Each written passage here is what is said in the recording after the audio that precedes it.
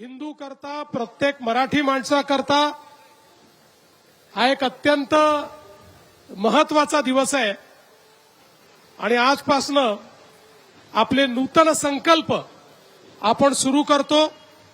एक नवीन आशा, एक नवीन पहाट घेऊन पुन्हा एकदा आपल्या जीवनाला सामोरे जातो आणि म्हणूनच आजची पहाट मंगलमय व्हावी याकरता आपले संदीपजी जोशी हे दरवर्षी आणि इथली संपूर्ण टीम अतिशय सुंदर ही शोभायात्रा आयोजित करते आणि आपण सर्व लोक पारंपरिक वेशामध्ये या शोभायात्रेला मंगलमय बनवता आणि संपूर्ण परिसर हा भगवा झालेला आपल्याला पाहायला मिळतो।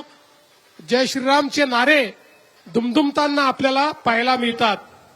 आज मला अतिशय आनंद आहे, आपलं ढोल पथक असेल किंवा दोरीवरचा मलखांब करणारे आमच्या लहान लहान बहिणी असतील, या ठिकाणी घोड्यावरचे आमचे छोटी बालकं, छोट्या आमच्या बहिणी असतील, मुली असतील, या सगळ्यांनी अतिशय सुंदर अशा पद्धतीनं हा आपला संपूर्ण कार्यक्रम यशस्वी केलेला आहे।